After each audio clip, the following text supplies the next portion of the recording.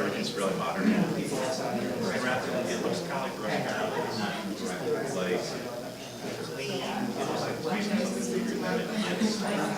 They only have 2 terminals, but they never see it.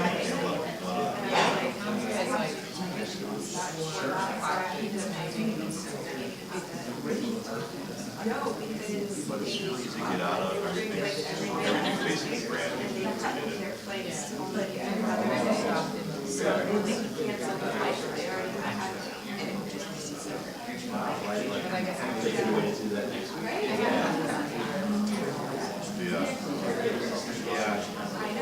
you're coming from a major market, it's a bit of a disconnect. I don't like flying when it takes me 5 hours to get somewhere. Finish it like an hour and a half in the air. So that's the issue that we're at, but we like. We're like basically this is actually pretty good.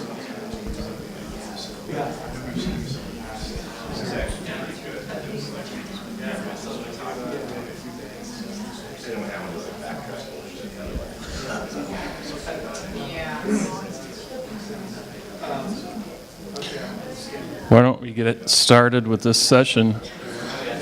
This session that is starting up is food recovery from 2 perspectives.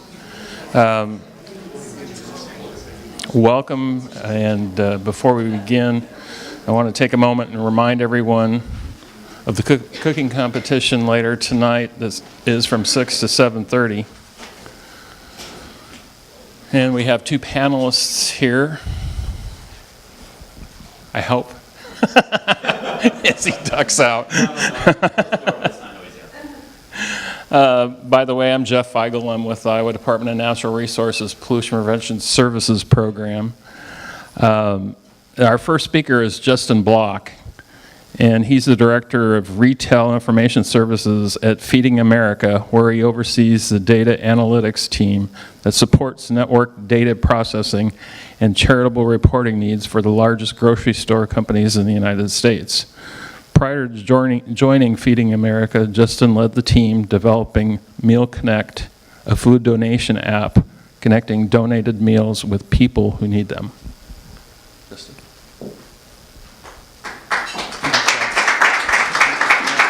Okay. Cool. Thanks, Jeff. The clicker, is that up here? It's up on the desk. Okay. Great. Hey, everybody. I'm Justin. I'm going to hop down here. So thanks. I work at Feeding America, and I'd like to talk to you about our technology platform called Meal Connect, sort of where it was, where it is, and then sort of where we're going to try to take it. I realized as I was sitting through another session earlier today that I neglected to include a slide that describes the sort of the network structure of Feeding America, which is sort of relevant to the first part of this. So a quick show of hands, who is not familiar with the network structure of Feeding America with its food banks and soup kitchens and food pantries? Excellent. Okay, so Feeding America is a national network of 200 food banks. There's a national office and then 200 food banks around the country. And each one of those food banks operates a sort of a service area that has, in conjunction with soup kitchens and food pantries. And so the model for the longest time was that Feeding America would sort of generate and manage relationships with large national donors. And then, in turn, those donors would sort of give to the food bank at the local level, food donors, I mean. And then soup kitchens and food pantries would then come to the food bank to get their food to then distribute to the end user. A good sort of analog or a good sort of model would be like a retail, like stores where there's like the stores and the wholesalers and then the manufacturers that sort of goes through, where the product sort of goes through, and the food banks would sort of be the wholesaler, and then the agencies or the soup kitchens and food pantries are sort of the retailer where the customer comes. That's how I always think about it. So I guess I just walked everybody through it. Right. So here's Meal Connect. Here's the landing page if you went to mealconnect.org. And there's a whole bunch more if you scroll down, but this is all I could put up there. But some important sort of point out, and again, you guys are all familiar with food recovery, so I'm not going to sort of belabor these points, but that it's fast, it's free. I mean, it's safe, it's fast, it's free, and it's convenient. So really, Meal Connect just aspires to do for the Feeding America network, soup kitchens, food pantries, and food banks. It allows them to do their work more efficiently and effectively while not creating more costs for the and barriers for the donors who want to start donating food. So I'll discuss a couple things here about Meal Connect in the next 20 or so minutes. I'll give an overview of the platform, talking about the core functionality where the food banks can manage the reoccurring pickups performed by their partner agencies. Talk about real time, which is a function that allows, that connects the agencies directly with the approved ad hoc donations. Reverse logistics solution, we have created a function on Meal Connect to handle sort of kicked loads from manufacturers as they are getting rejected at the point of delivery. And then future plans and opportunities, talking a little bit about where Meal Connect is going next in the short, intermediate, and sort of pie in the sky vision. Meal Connect, as an overview, does several things right now. Food banks manage their enabled agency program on this web-based platform, and we'll get into that a little bit later when we talk about the core functionality. And donors can post product on the Meal Connect app. It's a smartphone app, as well as a website. We've also just recently, we're just pilot testing this right now, where vetted volunteer drivers can elect to deliver a real-time donation to a matched partner agency. I'll get into that. And then trucking companies can be routed to the nearest Feeding America food bank. I sort of went into that already. So core, that's what we call our core functionality, which is the enabled agency program, where the agencies are doing pickups from Walmart's, Kroger's, Target's, that kind of thing on a recurring weekly basis.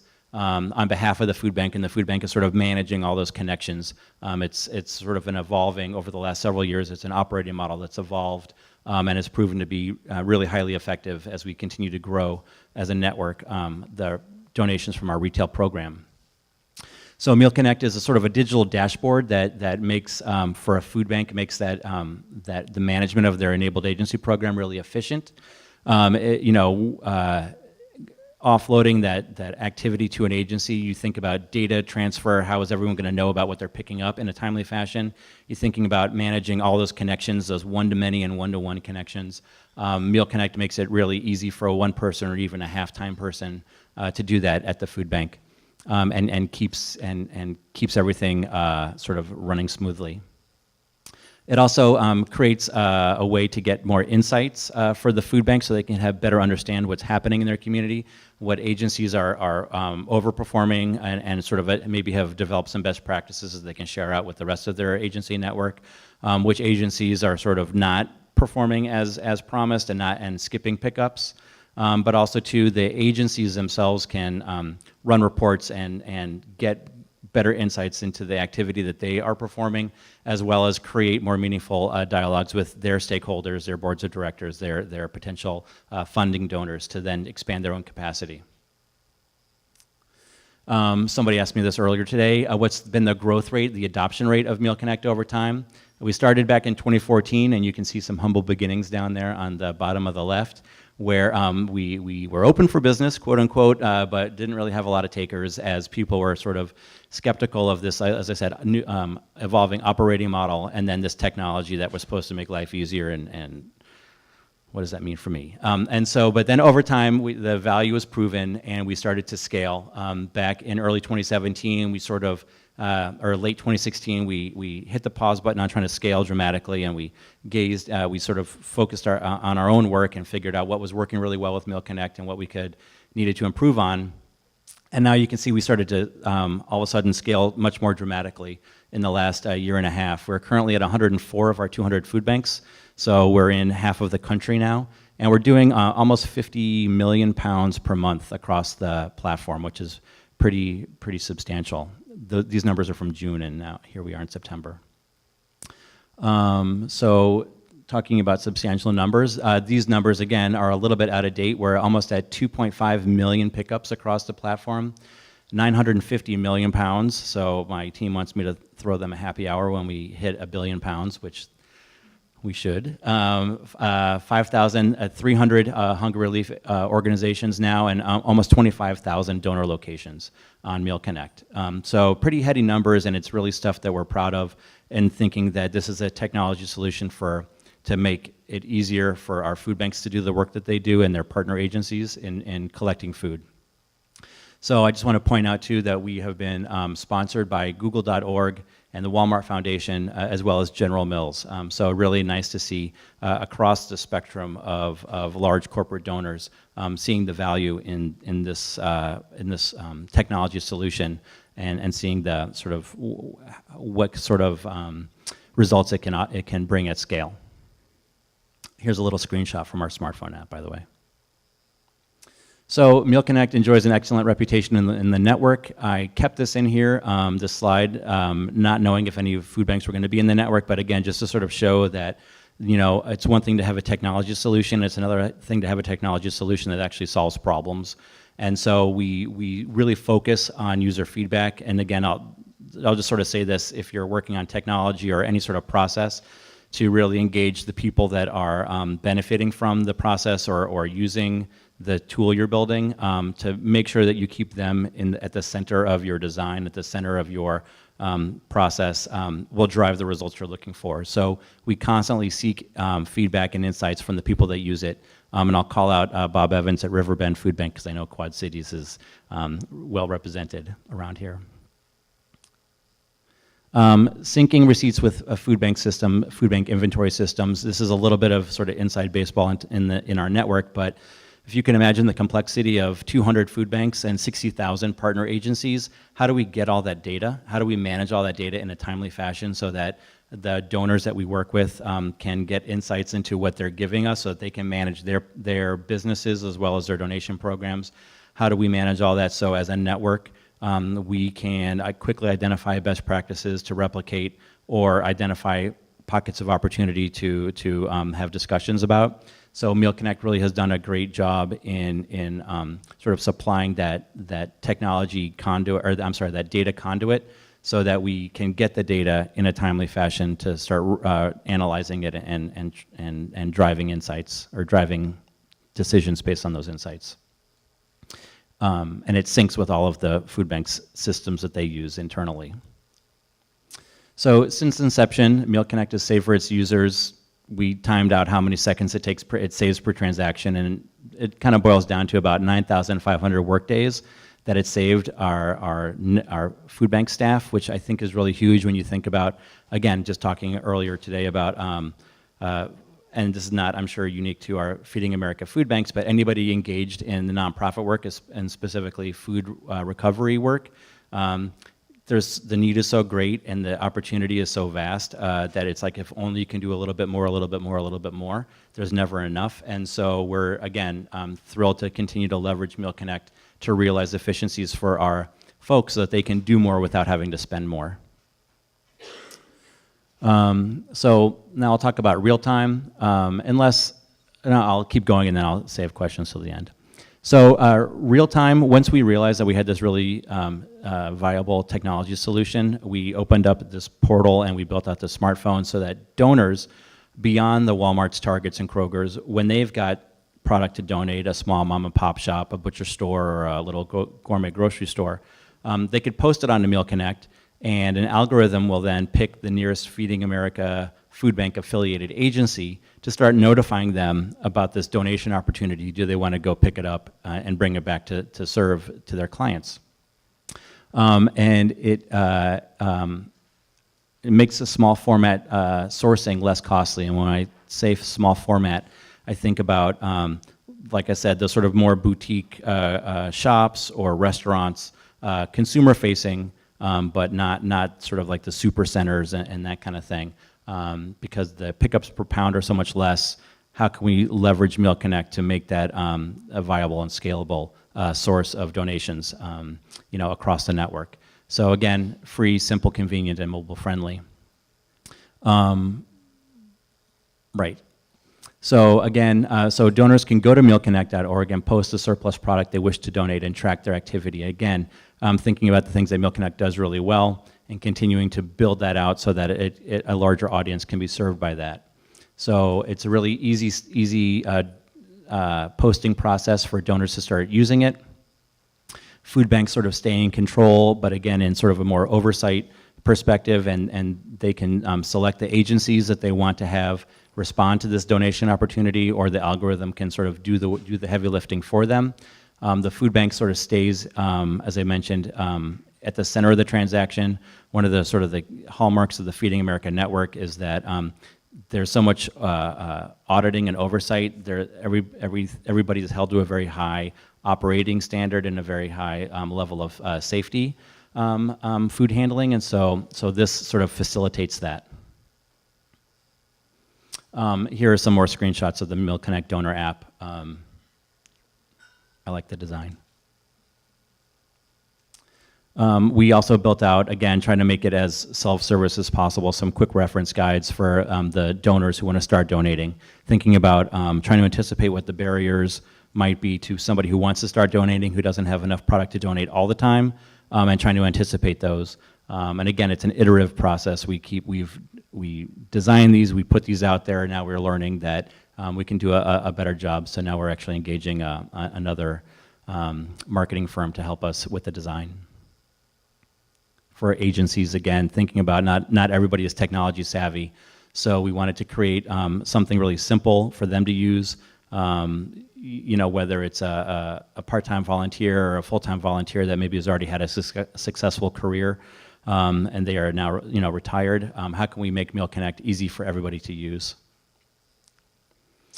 Donations delivered to vetted agencies, and I sort of touched upon this a little bit, and actually Riverbend is one of our pilot food banks piloting this as well. So now that we have a web-based application that has an algorithm running through it, how can we bend that? How can we continue to leverage that and elevate it? So we've partnered with, in some areas of the country, partnered with DoorDash, so that once a donor posts a product onto MealConnect, MealConnect's algorithm picks the best suited affiliated partner agency, and then kicks all that information out to DoorDash, and then DoorDash via an API connection, and then DoorDash then kicks that out to their drivers, and then other drivers can elect to go pick up and then deliver that donation to the agency, which then allows the food bank's agency network to participate at a higher level, because they don't necessarily need to have the same capacity as as agencies to go that would be performing the pickup themselves. There are also it also offers opportunity for local food runner organizations. Maybe there's a nonprofit that just specializes in picking up and delivering donations to other agencies that will then serve it out to a client. Now they can participate more fully with the food bank and the food bank's network of mission parallel organizations. But it also too now allows food banks to develop a core of volunteer drivers. Again, the idea would be that a donor would post a product onto MealConnect, MealConnect's algorithm picks the agency, and then kicks a notification out to the food bank's volunteers that they can then respond to on their smartphone. Do I have an hour to go pick up this donation and then deliver it? Of course. Are the DoorDash drivers volunteering their time, or do the agencies pay them? Great question. So third option would be that DoorDash is paying them. So DoorDash, I think about it as DoorDash is a donor in this scenario, but they are donating, they're paying their drivers to perform this delivery. So again, it's at no charge, it's at zero cost to the food recovery component. The food bank is not paying for this, the donor's not paying for this, the food donor's not paying for this, and the agency is not paying for this. DoorDash, as part of their CSR work, has agreed that this is something worth pursuing. So they've set aside a pot of money so that when a dasher, as they call them, responds to one of these, the dasher gets paid as if it were a regular, burrito delivery to the pool party or whatever. It's a scenario I always have running through my head about burritos and pool parties. I don't know why. And then 2 trays of lasagna. If you ever talk to me, I always give an example of 2 trays of lasagna. Just me, I guess. So national media attention, technology, app, food recovery, these are buzzwords. I'm sure you guys, have read lots of stories and are thinking, this new app that just started up, this is not doing anything that we haven't been doing for 10 years already, or this is exactly what I was thinking, and why didn't, if I only had the resources, I could have done this first. So there's a lot of interest in technology and applying technology to the work that we're all collectively doing. And so having Meal Connect sort of out there sort of furthers that conversation, and it involves a larger variety of stakeholders and different audiences as well. We should have another piece coming out in Bloomberg soon. Right now it's up, but it's behind the paywall, so I can't access it to put it out here yet. So Meal Connect versus the other donation apps, and please pardon me if there's other donation apps in the audience. But really, when I think about it, the real-time activity is from a Feeding America perspective, since it's free for everybody to use. To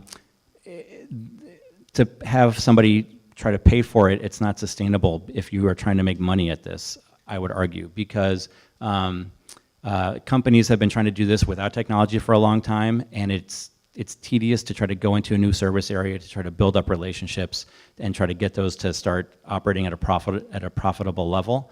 Whereas with Feeding America, we already have a national presence, like I mentioned. And I also mentioned that bypassing Feeding America's food banks bypasses its standards. And sorry, this is turning into a Feeding America commercial. I don't really mean it to be like that. But I am awfully proud of the standards that Feeding America operates at. And I'm also proud of our comprehensive strategy. We've got a multi-pronged strategy to really approach food insecurity and hunger relief to meet our 2025 goal. And so by leveraging Meal Connect, you're sort of participating in that more fully. Reverse logistics solution, I mentioned that sort of we built out Meal Connect to handle kicked loads. And again, in thinking about how can we leverage this web-based algorithm-driven solution to bring in more food into our network to solve more problems for more stakeholders. So the whole idea is that a truck gets, a truck carrying General Mills product is trying to deliver to a Costco. They got the person who loaded the truck got the quantity wrong, and so Costco doesn't want anything to do with it. So before that product, depending upon the value, the monetary value of the product, could have been rerouted elsewhere, or it could have just been dumped by the side or dumped behind the Costco. Now, the carrying company can simply post that onto Meal Connect, and Meal Connect's algorithm will find the nearest Feeding America food bank and kick them a notification of, hey, here's an available donation that's rolling down the highway towards you anyway. Do you want this? And we are operating at a very high level of success. We piloted in November just using General Mills as a sort of our pilot donor, and slowly escalated. Now we're up to 20 carriers, or at the end of the pilot, we were at 20 carriers, and we saw really pleasing results. The acceptance rate when we were doing it manually, as we were sort of gathering sort of what information we needed to build it out, was actually in the 90s, and the only reason why it dropped into the high 70s was because we realized that we needed to have more contacts built into the system to handle the automatic notification. So this is scaled nationally now and is open for all carriers and all manufacturing donors. So future plans and opportunities, and this is good, I'm kind of right at time. So again, just to review the current functionality, the core component where food banks can manage their enabled agency program, the real-time part where donors can post product on Meal Connect app and agencies are matched in real time, the vetted volunteer drivers who can deliver that product to an agency, and trucking companies getting rerouted, whose rejected loads are rerouted to the Feeding America food banks.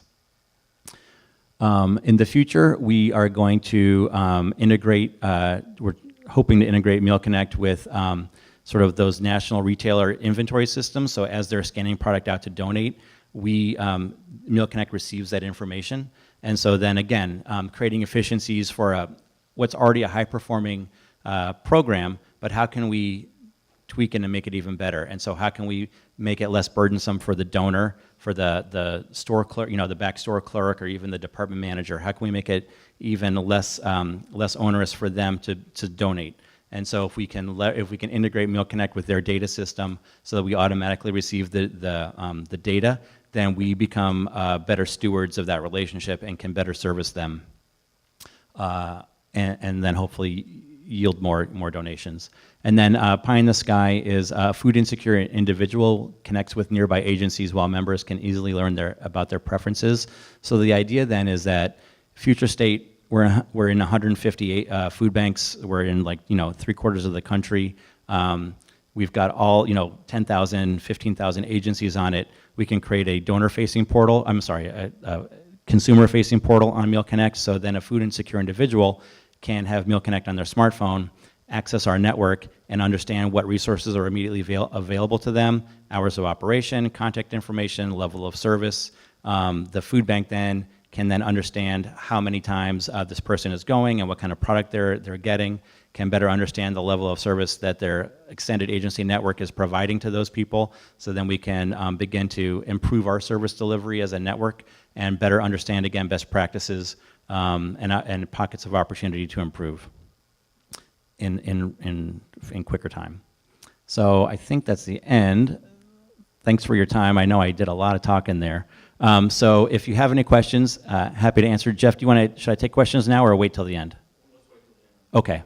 So thanks for your time, everybody. Appreciate it.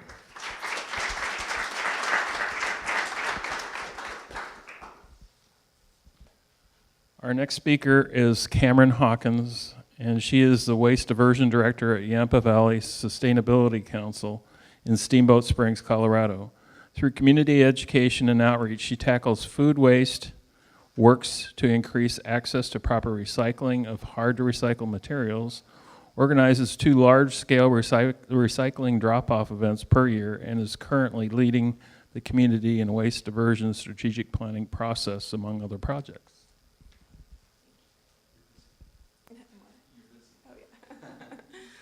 Hi, thank you, Jeff. As you said, my name is Cameron Hawkins, and I'm from Steamboat Springs, Colorado. Thank you for having us here, me here today. I'm going to talk about advocating for food waste reduction with limited resources. So just a brief overview. I'll give you a little bit of background on what our organization does, talk about a little background on food waste reduction in Steamboat Springs, and then some of the projects and programs that we're working on to reduce food waste and recover it as well. And then talk about our strategic planning process a little bit and how we're going to be taking these projects and trying to move them forward. And then kind of summing up with my overall theme, which is partnerships. So the Yampa Valley Sustainability Council is a small nonprofit in Steamboat Springs, Colorado, and we sort of act as most communities have a sustainability person in their city or county. We do not have that, so we sort of act in that capacity and work on all of these different aspects of sustainability, from waste to energy to schools, and an adult education series called Talking Green. So today I'm going to talk specifically about waste diversion, and then within waste diversion, our food waste efforts. So this is a map of Colorado, and as you can see, Denver, is there a pointer? Does anyone? No?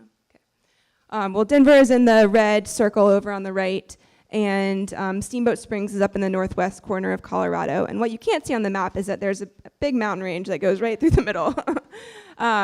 So in the winter, especially when we have snow and cold and ice and everything, it makes transportation pretty difficult. And even in the summertime too, our transportation costs are a lot higher. So not just with food waste, but with all waste, that's one of our biggest barriers, is transportation, being in a rural community. Some more background on Steamboat Springs is we don't have a lot of local government support for waste at all. So most of our work is coming from the grassroots level, from community members, from businesses, and organizations like our organization that are trying to push sustainability forward in our community. We also have the largest coal mine west of the Mississippi, so the political environment is quite diverse in Steamboat Springs, which I actually find that makes it more interesting and is I love it. So in terms of composting and food waste, some of our challenges are the climate. We get a lot of snow in the wintertime, and we have a 59-day growing season in the summer, so it's short, and our summers are short. We also have a big issue with bears, so backyard composting is not a thing. And I'll talk a little bit more about our situation with composting in a minute. Also low tonnage. Our whole county is about 25,000, and most of those are out ranchers and farmers who don't really generate much waste anyways. So our population of about 12,000 in Steamboat Springs, and this is a picture of Steamboat because it was just too pretty, I had to put it. And then also we have the expectation that it's free. So people want recycling to be free, people want composting when we had it to be free, so overcoming that barrier as well. And then also is we're a big tourist community, so our economy drives on tourism, and that means that when our population doubles in the wintertime, we have a lot more food waste. So just trying to manage what that looks like for our community. So a little bit of background, just a couple things to highlight here. And our ski area decided that they were going to try and strive for zero waste in 2009, which is the same year that our compost facility started at the local landfill. However, in 2016, the Sustainability Council, we built our summer event program for zero waste programs up to about 45 events. And then suddenly in 2017, our compost facility shut down. So I'm going to talk a little bit about what we've done since then and how our focus has been more on waste reduction, which I think is a little bit of a blessing in disguise, because before we were focusing more on how do we divert this waste. Now we're looking more at how do we reduce the waste. So that's what I'm going to talk about today. So I'm going to start with the schools because, as we all know, kids are a really great way to educate, or way to get this information into their families. And for us, the schools was where we were having the most success sorting food waste in the cafeterias and the lunchrooms. And so when we lost our compost facility, this was kind of, for me, I was like, okay, what are we going to do about the schools? Because we want to keep this education going, and we want to keep the kids understanding, the concept of waste and feeling a connection to what happens to it after it leaves their plate. So we started doing food waste audits, and we started a challenge with the kids. And this has really been successful in our middle school. We've had some trouble finding stakeholders, teachers, I guess, that are passionate about this in the other schools. But I'll focus on the middle school because it's been really successful there with our green teams. And so they sort of took the challenge under their wing, and we now do a yearly challenge with the kids where they compete amongst the grades to see who can produce the least amount of food waste. And they weigh it, and then at the end of we do 2 sorting periods, so they will go outside and we sort through all of the waste, and they get to see what's in the recycling bin that shouldn't be, what's in the food waste bin that shouldn't be, what's in the trash that shouldn't be. And then we can use that as a tool to help them figure out ways that they can reduce their waste. And one of the most powerful things was they were finding a lot of styrofoam trays in their bin, and we had been working on this for a long time to get styrofoam out of the lunchroom.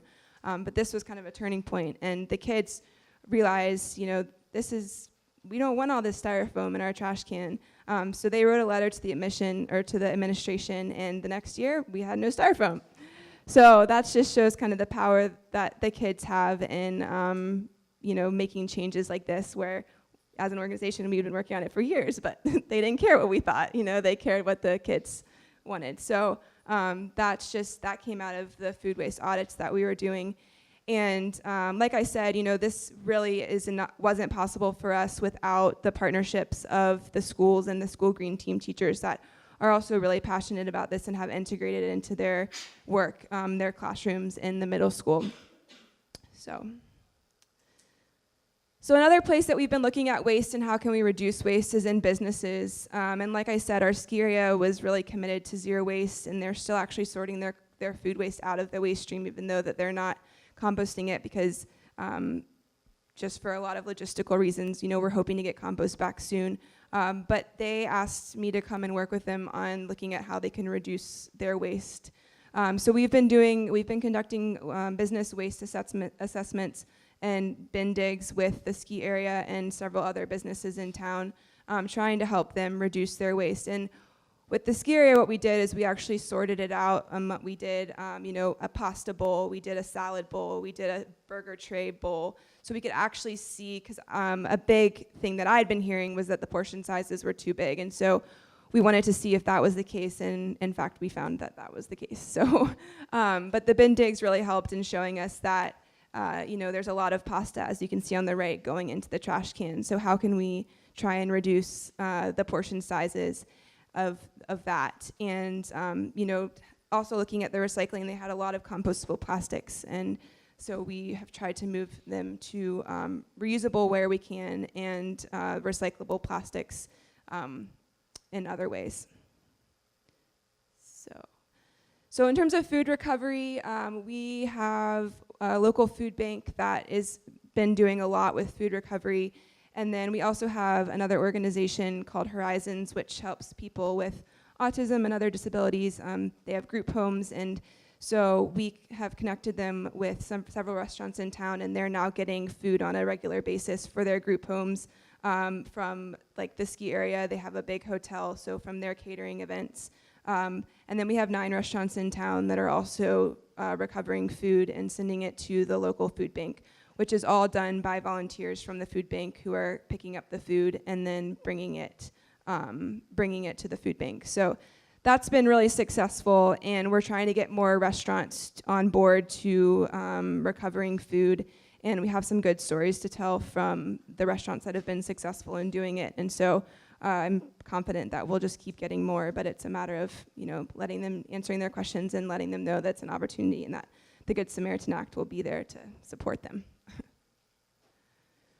So another thing that we've done is in partnership with the EPA's Food to Good to Waste Challenge, we have been doing a Food to Good to Waste Challenge for the past 2 years. And we've had about 50 families participating per year. And this has been a really great opportunity for us to provide education to residents in our community about how they can reduce their waste. So it's a 6-week challenge, and we've been going off the 4 principles put out by the EPA. And another thing that we were trying to do this year, unfortunately we didn't get anybody to sign up, but I thought it was really cool, was with the youth mentoring organization that we have in town, we were gonna be doing a food waste challenge with them. And I think the timing maybe just wasn't good with the beginning of school starting and people being busy, so we're gonna try it again. But then one of the things with the challenge that we had been conducting was we had sort of the people that were being involved were the ones that are kind of always involved and maybe already understand what food waste is. So I was trying to figure out how we can tap into a different group of people, and so that's why we wanted to work with this youth mentoring organization who works with a lot of low-income individuals and people from all economic, the whole economic spectrum in Steamboat. So we're gonna try and do it again, but I think that'll be a good opportunity to get in front of more people with a bit of a diverse audience once we can get there.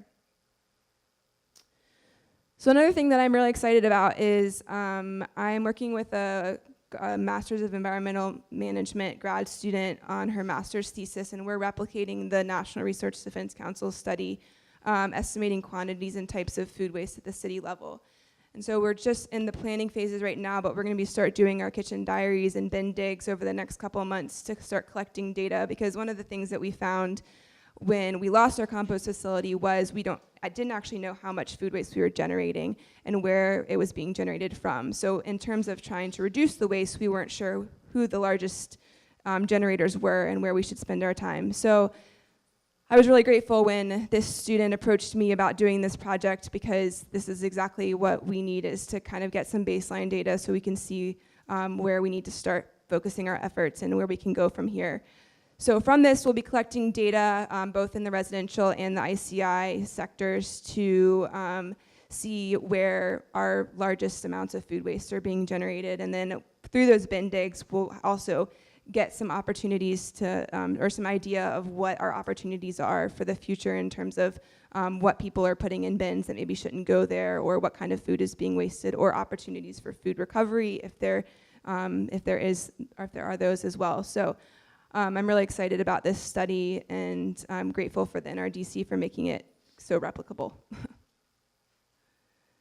So another thing that we've done in response to losing our compost facility is purchased a couple of earth cubes. So if you're not familiar with earth cube, it's about the size of a washing machine, and it's a kind of sturdy compost bin, like a backyard compost bin, I guess you could say. And we partnered with our local food bank, the Colorado Mountain College, which is our local college, and the middle school in our public school district to implement one of these earth cubes in each of those locations. So our college has a pretty robust composting and food recovery program going as well, and when the composting facility was gone, they were looking for another option. So through some funding, through a leadership steamboat thing that I was involved in, we did our group project to purchase these 3 earth cubes, and they seem to be going pretty well. We're a little bit nervous about the bears because they're not bear proof, but they're been put in strategic locations where hopefully the bears will not be able to get to them. So this is one model that we've been looking at, is how can we sort of really localize composting in like neighborhoods. So whether it's at the college, at the food bank, at the middle school, maybe in neighborhoods, or how do we, make it so that we can have composting options for people even though we don't have an industrial facility. So the last project that I wanted to talk about is our strategic planning process, because when we lost the compost facility, I sort of took a step back and said, where do we want to go with this from here? We're looking at waste reduction, we're doing all of these projects, but what does the community want, and where can we really get together to make this work? And so we, in response to a paper put out and some goals put out by the state of Colorado, we decided to conduct a strategic planning process that's been engaging a really wide diverse of community members, from oil and gas to all of our 3 private haulers, which they don't get along, but they've been in the same room working together, which is awesome, and nonprofits and community members to come up with a strategic plan for waste diversion in our community. And what we found was that organics recovery, it says recycling, but it's actually, we're calling it organics recovery, was the top priority for our community in terms of what we want to start working on moving forward. So these were the other 5 things identified as well. But it's really great to have the community support for organics recovery, even though we don't have a facility but for composting, but the support to keep moving forward and identifying what our needs are and what we can do as a group to make this move forward. So from here, we'll be hopefully having the plan adopted by our city and county, and then we'll be developing task forces that are gonna be focused on these 6 areas, and then we'll be implementing the action steps that we've come up with, or that we will be coming up with as a group to move forward from here. So kind of in conclusion, I just wanna highlight the value of partnerships. Everything that I just talked about, like none of this would have happened if we didn't have our awesome community partners to make all of these things work. I'm the only person in our community working on this, so I couldn't do all of this by myself. So these are just some of our partners working with us at the local level. We also just completed a regional Colorado waste diversion study that also gave us some data on what our opportunities in food waste. It showed that 30% of our landfill is food waste, so that's a huge opportunity as well, which is great. And so, yeah, just want to highlight the value of partnerships and not to feel like you have to do any of this alone. So, thank you.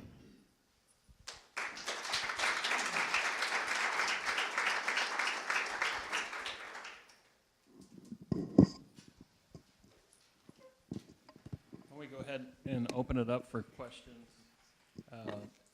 If you raise your hand, I'll come over with the mic, and then the video recorder will be able to pick up your question.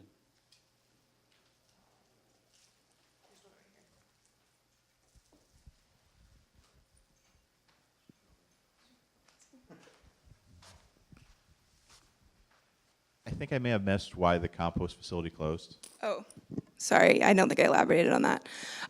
So our compost facility is actually still open, but they stopped taking food waste because they weren't making, it didn't make economic sense. So basically, they weren't marketing their end product, and so they had all of this product sitting there, and the hauling costs were way higher than what they were able to generate from their end product of the compost. So they could have made it work, but they really weren't invested in making it work. And then also our climate is such that it makes composting pretty difficult. And so just the resources that they were having to put into it was so high. And yeah, but I think it could work. It's just getting people that want to make it work. I have two questions. One for you. How much are those earth cubes?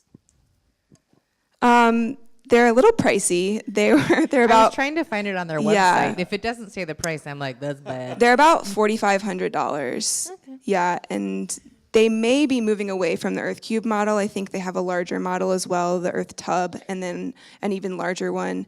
And I think we actually got some of the last Earth Cubes. They were trying not to even sell them to us because they were trying to get away from that product, but we got it and we like it. So Bargain basement. We'll try it. I was wondering for you, I know you have mentioned about with Feeding America, the percentage of moving towards agency enabled so that the partners are picking up the food. Yep. Do you see is that kind of a direction that more of your food bank partners are going to hire member agency enabled, or are they starting to pull back on some of that with just some of the transportation challenges? Yeah, no, great question. And I think it's the former, not the latter. It's more agency enablement. And so so the question is, yeah, how do we involve more agencies to a deeper degree? So getting more agencies involved in picking up and also receiving the donations. I don't know if I mentioned this if you were in the room earlier, yeah, it's like 55% of our retail program is sourced directly by agency partners. And so now the conversation is, let's look at the food banks that are lower than that 55%, and let's sort of see how we can sort of provide some meaningful intervention to get them up. But not only that, but how can we, as a network, look or redefine the agency networks and not just think about like the top 20%. Actually, what's interesting is that, so right now there's roughly 100 food banks, which is roughly half of our network on Meal Connect, and there's like about roughly 5,000 agencies. So basically, it's 20% of our agency network is enabled to go pick up from grocery stores. So what about the other 80%? So now the conversation is getting more nuanced about how do we reframe our understanding or how do we reframe the conversation with those other 80% to make sure that they're engaging with our member food banks in a way that makes sense for both of them and not just one or the other. So it's a great question, and that's why I think Meal Connect is so interesting and so exciting for me, because it is attempting to tackle the transportation problem that I think is inherent. I think as we sort of get further and further down the sort of supply chain away from manufacturers and get more towards like prepared foods, the cost per pickup is going to increase. And so how can we leverage technology and perhaps volunteers to bring those costs down? Justin, hello.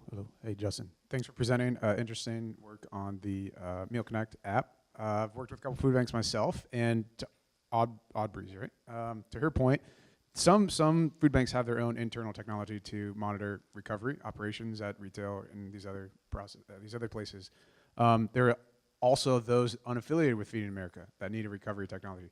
Can you just continue to talk about your process moving forward, either working with more food banks, showing them the value out of this technology, right, or expanding beyond the network to work with those unaffiliated with Feeding America? Is there an opportunity there? Sure. Yeah, great questions. And so one of the things that's really, again, been a neat challenge that's turned into an inspiration for us on the Meal Connect team is it's not mandatory for a food bank to use Meal Connect, right? And so then the question is, well, how can we continue to add value and add functionality to it so that a food bank really says, oh man, this is such an amazing solution for doing exactly what I am already doing.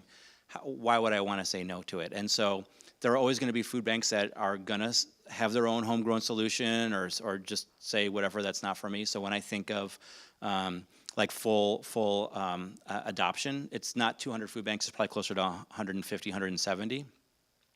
And so I don't know. So my answer would be just to continue to add value so that even if they do have their own homegrown solution, they can still leverage Meal Connect in some way, like the reverse logistics solution, the kick loads. A food bank doesn't have to be on Meal Connect to receive those notifications. We're leveraging the existing functionality of Meal Connect to benefit the whole network and not just the ones that have elected to use it. And the organizations that are sort of currently outside of our network, that's really a local decision.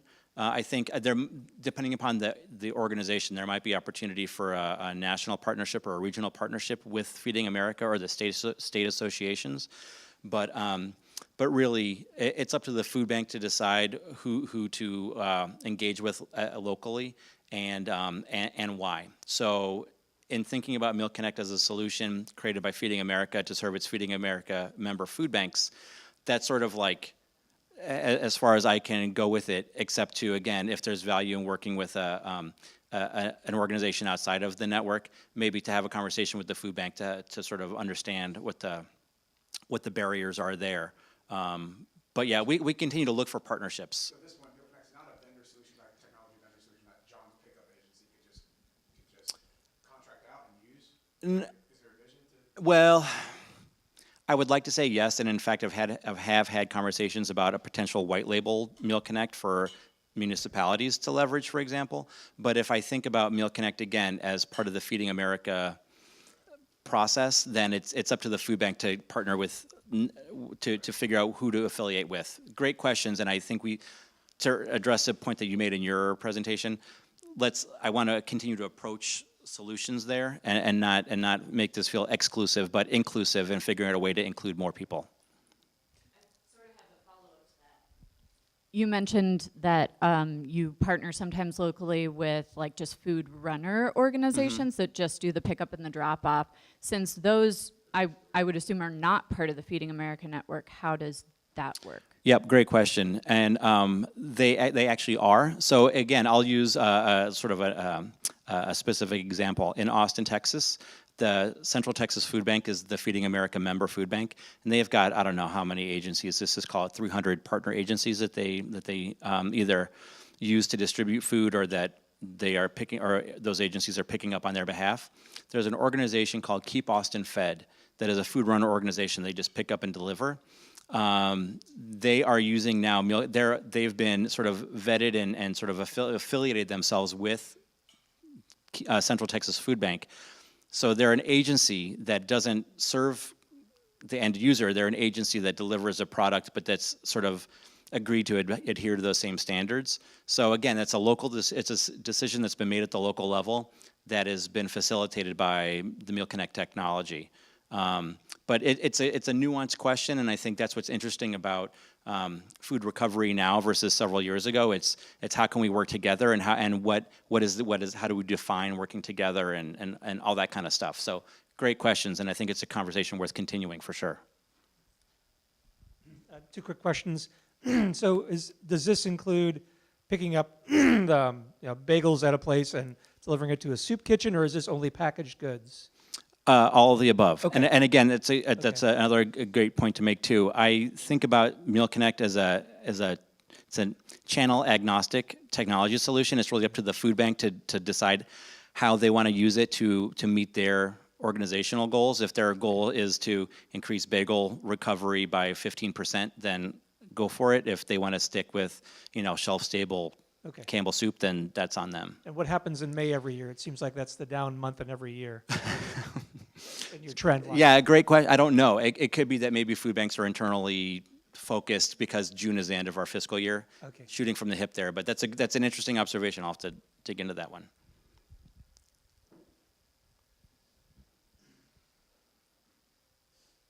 Hello, I am the retail donation coordinator for our food bank of Iowa, so you probably Awesome. heard a lot about me. I sent a lot of emails. So we're the ones that have not adopted Meal Connect. Sweet. One of our biggest challenges right now is that we have 500 agencies, a lot of rural communities, don't have access to reliable internet, or just aren't computer savvy. I think it's a larger conversation of a lot of pantries are run by the older population, so as these what are we doing long term with a lot of these agencies? But the biggest deterrence is it's another password, it's another username, and it's really hard for me to convince. I'm so bought into Meal Connect, but the rest of my team and then our agencies are not. So have you guys looked at kind of connecting with Primarius more? Because that's one thing I've always brought up is there a way to log into one, so then you're already logged into the other, you don't have to worry about signing into the other? So I just thought where you guys are at with that. Yeah, no, Primarius is sort of like an external, so first of all, Primarius does sync with Meal Connect, or really vice versa. So if you're on Primarius and you wanted to leverage Meal Connect to manage your enabled agency program, that data has the potential, it's available to get sort of sucked into your system at 2 o'clock in the morning, so you don't have to do double entry. But additionally, there are so many food banks in the country out of those 104 that are similarly situated as you. So there's like Lexington, Kentucky comes to mind, where there's a food bank that's sort of in the city that has like a university and sort of a more tech-savvy population, but then also their service area also encompasses a rural population that is sparsely populated. Like, the technology comfort level is way lower. And email me after. I can point you in the direction of some food banks that have tackled that. So yeah, there's some solutions there, and I'll point you to your peers to explore them. But Primarius is not. I can't have a single sign-on with Primarius because it's an external system. That's what I meant to say earlier. Questions?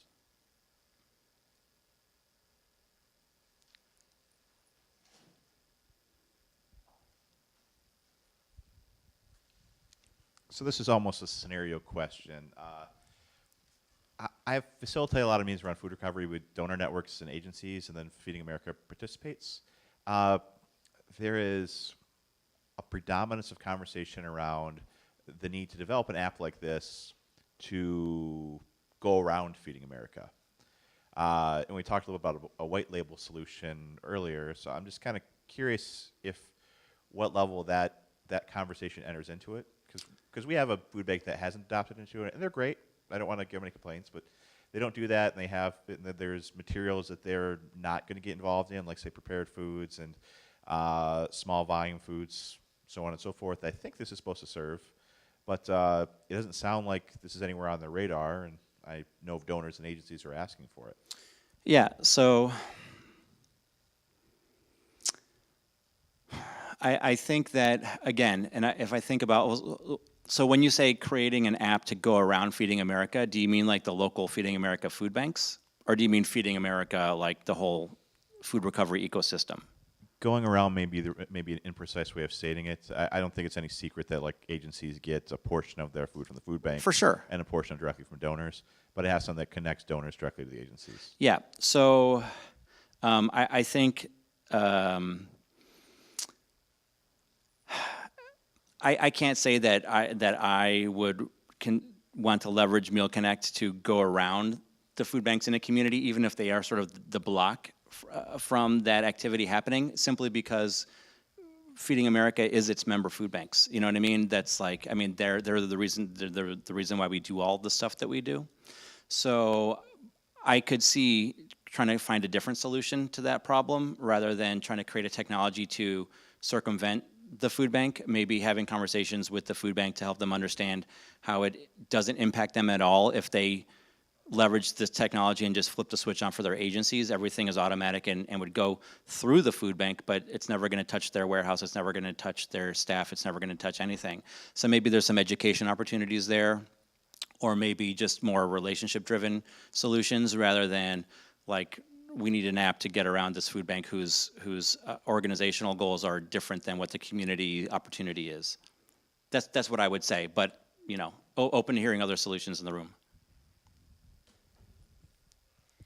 I guess my question comes into with your member partners and what the requirements are. I think that's something we've noticed is in Des Moines, Polk County, we have I think 90 food pantries and a lot of places where free meal sites, but we still have a huge issue with hunger. And so being able to put food where people are at currently that maybe go outside the usual food pantry system, and what opportunities are there from the Feeding America perspective to make it so that I guess more places like that could be included that maybe aren't a food pantry but could still use recovered food, Yep. but don't fit into the typical model. So that's a great sort of restatement of what I was saying earlier about engaging, reframing the conversation about the local agency network and thinking about a way that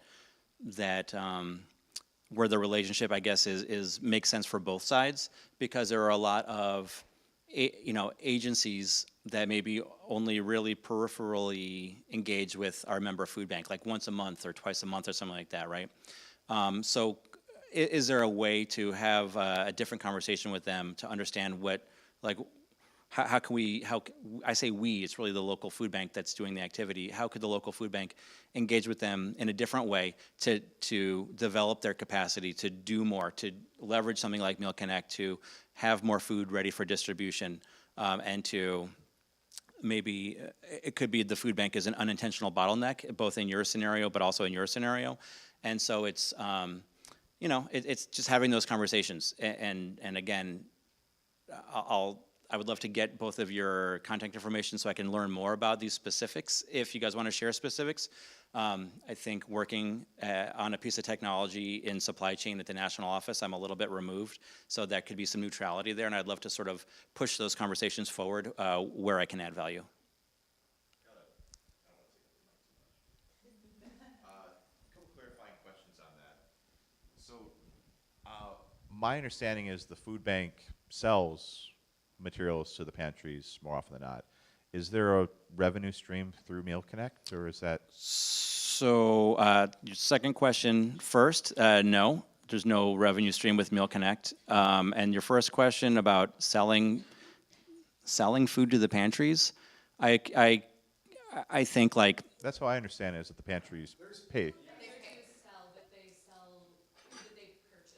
Okay. yeah, food that's been donated, there may be like 4 cents a pound, like to cover like a portion of the operating costs at the food bank. It's a shared maintenance fee. Yeah, But yeah, tomato, if tomato. you know of a Feeding America member food bank that's selling donated food to another organization, I think I that's used the again wrong something term. that you should let me So it'd know. be maintenance fees, so money is collected for the food that is given. Probably with a whole,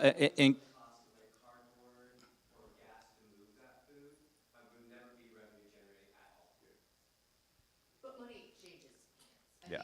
but it's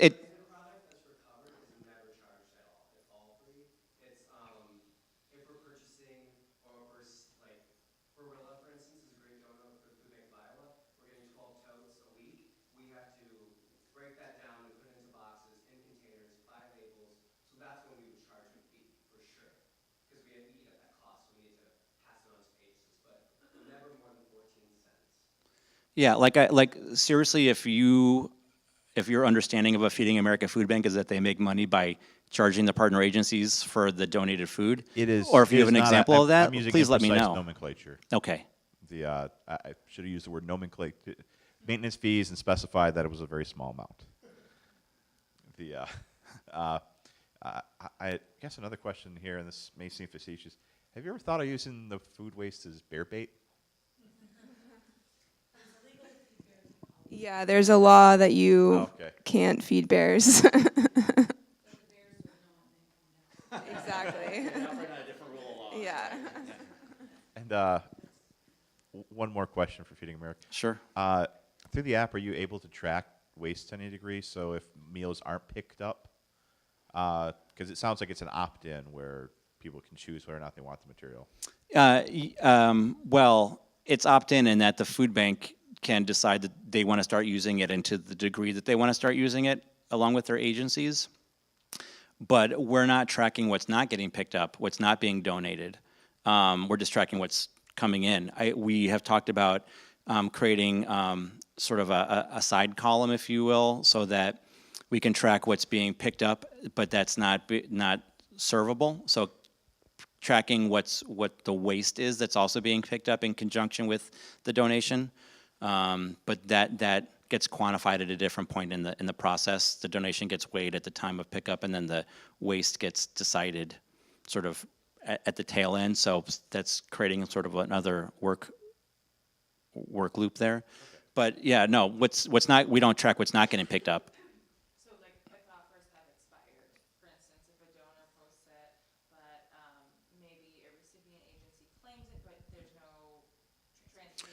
Oh. For sure, yeah. So those records are tracked, and in fact, there's a safeguard. So it would be in that instance, a donor posts a product. It gets offered to the sort of the best fit partner agency, close by, open, has the capacity to store it safely, all that kind of stuff. And if they decline it, then it goes to the next best fit. And if they decline it, it goes to the next best fit. And if they decline it, it goes back to the food bank to say, hey, you need to do something about this. Exactly. They have the opportunity to either go pick it up themselves or reach out to the donor and say, hey, it's great, you want to donate like 500 pounds of hard candy, but like maybe let's figure out a different way to engage together or something like that. But great questions.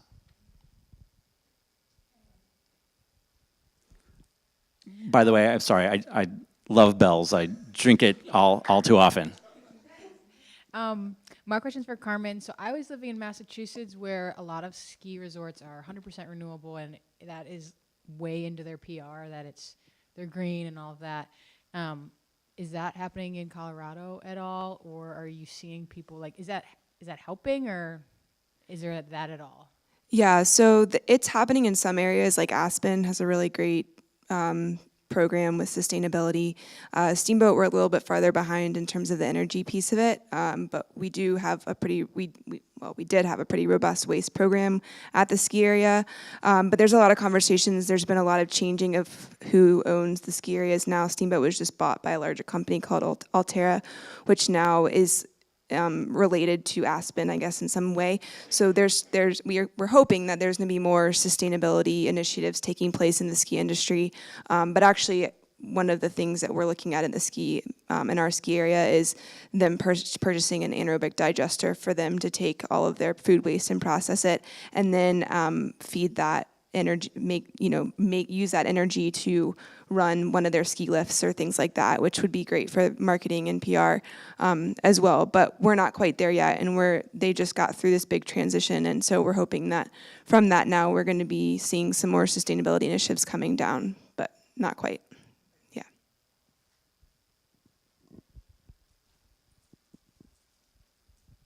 Are there any other questions? Thank you, everybody, for attending, and let's give a round of applause for our two speakers.